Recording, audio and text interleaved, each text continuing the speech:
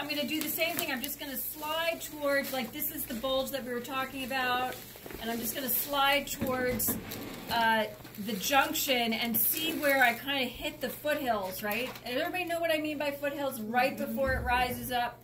So that's going to be 2, and that is at the junction of the red and white. It's basically if you were to draw a line that divided the top of the foot from the bottom, right along that edge there. And then 3 is over it, right? And so it's over it, but I recommend feeling it by feeling that first metatarsal. We're going to get really right up into that junction there.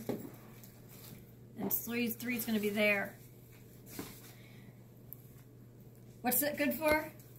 What's it good for? Somebody knows. Uterus. Is the uterus What's involved? the image? Ice cream.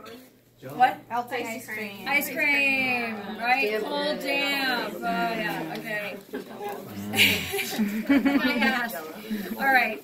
So next, we're going to slide our finger along that first metatarsal because the definition is distal to the base, so the first metatarsal. So I'm feeling the expansion of the base right now, like I'm at the wide part of the base, so I know I need to back off a little bit, go distal to it, and I'm going to be tucked up right underneath it.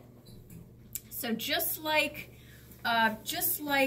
these two, I'm kind of doing the same to this side of things, right? I'm going up right up to the bulge and then placing my point. So it may take you, for whatever reason, just structurally, it's usually easier to find 3 than it is to find 4 because there's more flesh as you move along here. As little as there is, there's still a little bit more than there is over here where things are pretty wrapped tight over the bone. So you just really got to feel for the point. So Luna, I'm going to smudge my finger by putting it right over the point here, but you tell me, is it more sensitive like right as I press right into the bone, or if I go a little underneath? Underneath, yeah. Right? Underneath is where it usually is. 4. Okay, 5, as I mentioned, has 2 ways to find it.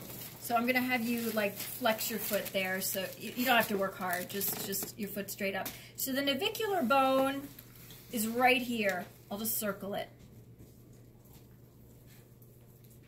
Okay, there's a little, what do you call it, a process there.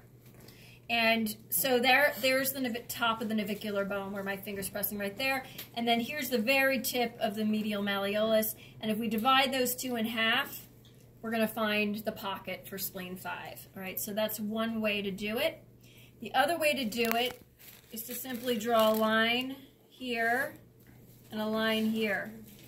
All right, and we're going to get the same idea. Do you guys want to get in the audience? Maybe. Come close. You know, it's hard to see over there. Through her flesh. Plenty of room. Okay. You can relax your foot now. Okay. So, the next thing is we want to place basically 6 through 9. So it's always good to find 9 first because everything's on a line from basically the back of the tibia to 9. So for 9, we're just feeling up the back of the tibia right here. This is the spleen channel, everything that's behind the tibia. So right now, right there, I'm pressing on tibia, and just behind it, I'm pressing on flesh. So that's your channel. Just like, you know, this was the channel for small intestine, you know, we're like between muscle and bone, right? So pressing along here until it gets a little wider at the top, as it naturally would, until we get to a spot where, if you can see what my finger's doing right here, I'm actually, this fold right here is because there's bone there. Like the flesh is kind of coming over the bone. So that's why I can't go any higher, because there's a big bony prominence right there. So that's spleen 9. And I would say of all the different points on the body, the spleen meridian points are more likely to be sensitive to the touch than probably, like there's a bigger, seems to me a bigger collection of points that are sensitive on the spleen meridian than on other meridians. So Spleen 9 and spleen 6 and spleen 4 are all pretty reactive, I would say, as compared to other points. So, Luna, for you, like, you don't seem very damp, but I'm just checking in on spleen 9. Any sensitivity there? I can feel that it's there, but it's not. It's not sensitive. So it's pressure that you're feeling, not really pain. Yeah. Okay. So someone who's damp, who's truly damp, they'll be like, ow! All right, so it's real. It's very real. You know, it's like, oh, spleen 9 is calling. Nothing. Well, you're not. Okay, so we talked about... I'm really damp. Spleen 3 was how many sun above the ankle? I mean, sorry, spleen 6. 3, okay. Gave that one away. Spleen 7? 6. And spleen 8? 10. Okay. So what I was talking about before is that if we, since 13, which is this distance, is not so fun to work with from a mathematical point of view, we're going to subtract 1 thumb's worth, which is about all we really ever do when we're working on lower limbs, right? Because we're not supposed to use our 3 sun. And so what I'm going to do is I'm just going to subtract 1 thumb width. And let me just take a look at your thumb, make sure that I'm just about the same as you. And I'm going to just place a mark there, right? That this is really my 12 sun from here to here. So I've got the tip of the ankle and the 12 sun. Now, something that I haven't really needed to go over, or maybe I did and I missed it, is that if your fingers are not long enough to span the distance, right, in your measurements, you simply span, and you want to be as accurate as you can be, right? I've got my pinky anchored over here and my pinky anchored over here, and I have my hands spread towards each other. I can't make it, but that means that the midpoint is the distance between these two, right? So that will help you. Like, I know that's like not rocket science, but sometimes people are like, what do? I can't reach. So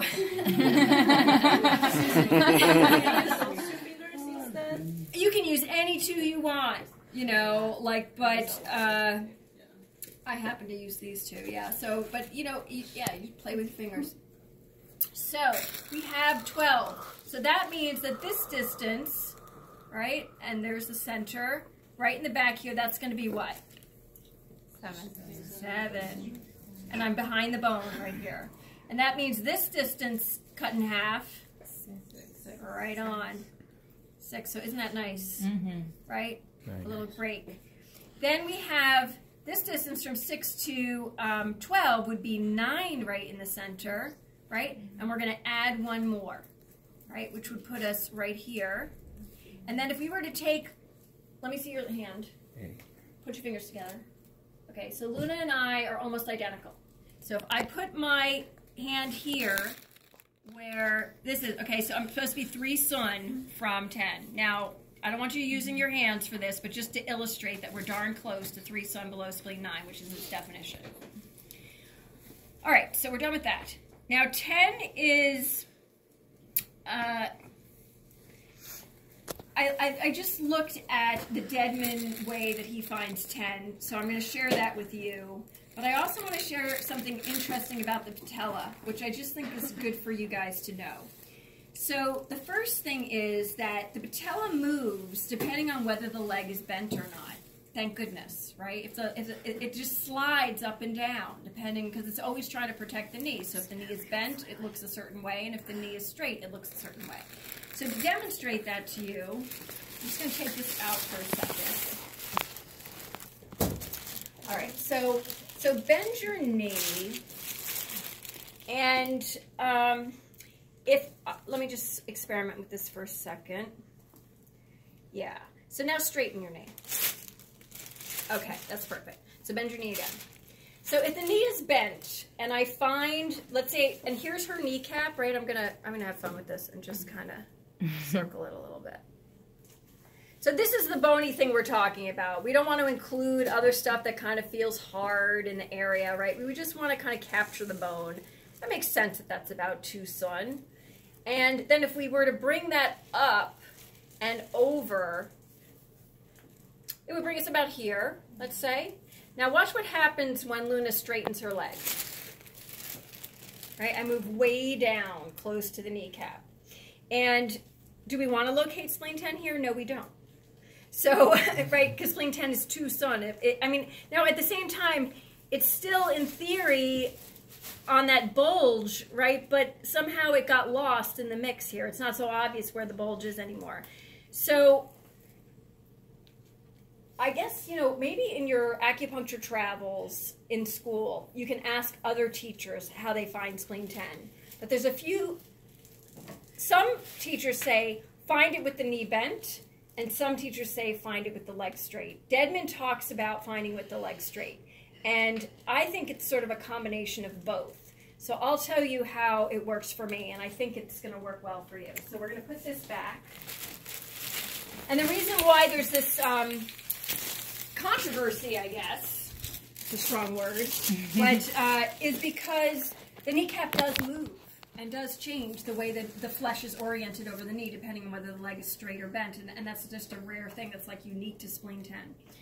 So what Deadman says is come at the kneecap and cup the knee in your palm and put your thumb at an angle here, and the angle should be, actually, I don't know, does he talk about a 90? Does anybody remember? It's a 45, thank you, that's what it is. So 45, if this would be 90, right? I'd be at 45, and where the tip of the thumb lands should be the point. And that's pretty darn, you know, that's really not such a bad guess.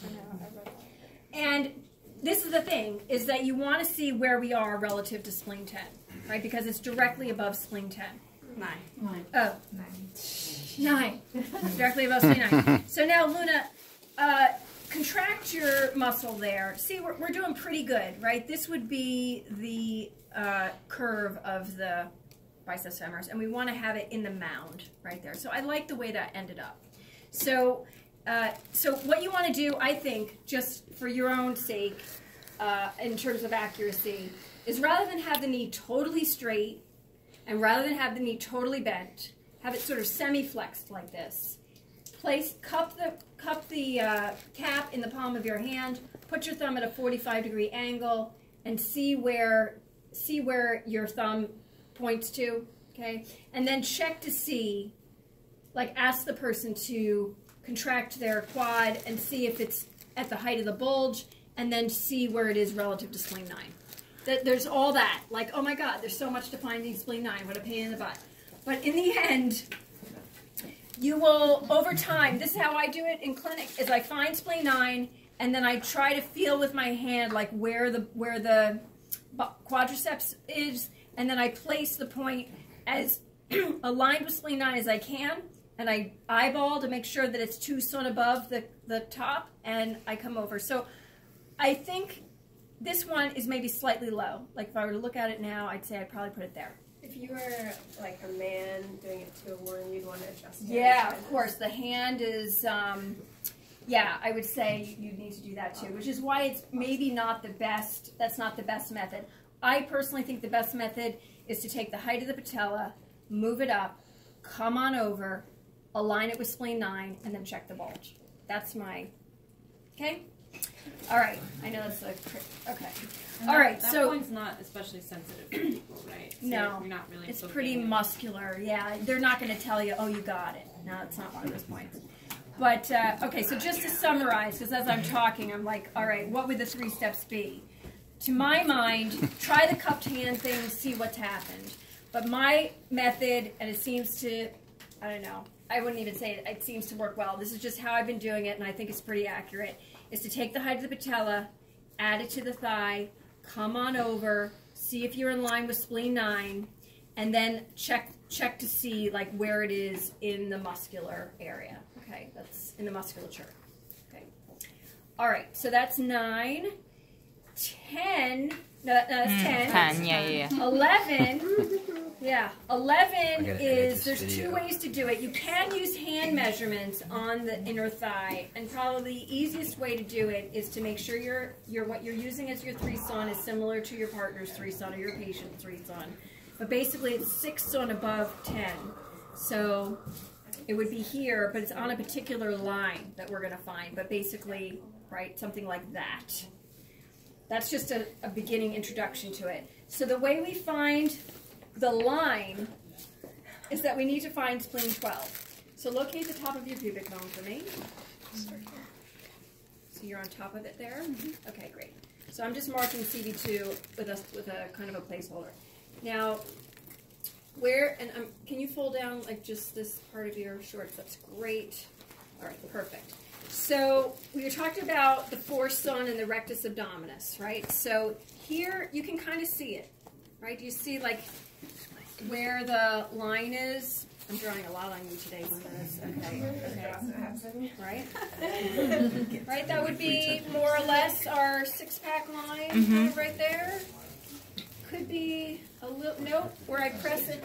Where, if you want to, and your partner's willing, right, if they feel in here, you can actually feel a division in the muscle. You can actually feel there's a little bit of a trough right there. And Luna has that, so I know I'm right. So this is the foresun line, and we're going to carry that all the way down to the level of the pubic bone, to CV2. So then we know this distance is what? How many sun? 4. 4. So that means that if I move in just a tiny bit at 3.5, I've got spleen 12. Right? So now we've got our line. So from here to here is the spleen line, and that means that spleen 11 is going to be located on this line. So you can either use, this kind of quickie and place the point, or, just trying to think for a second, the other thing that Dedman said, what he said is, if you go down to the break of the knee and spleen 12 and divide it in half, because it's 18, it's the halfway point. So at 9, so this would make this 6, 7, 8, 9. Right, so it's 1 sun to the top of the kneecap, then 2 more to the top to where you placed 10, and then 6 more, which makes it 9, which is half the distance of 12 to the midpoint of the knee. Okay, we can just do the double threes. You can do the double threes. But the danger with the double threes is that your hands are not the same as the patient's, and so proportions are all important, and so using the proportions of the patient is far better. So in a way, I think really the real fail-safe is to find the level of the top of the pubic bone and this, and just say, okay, I'm going to the midpoint. Right? Okay. All right. Cool.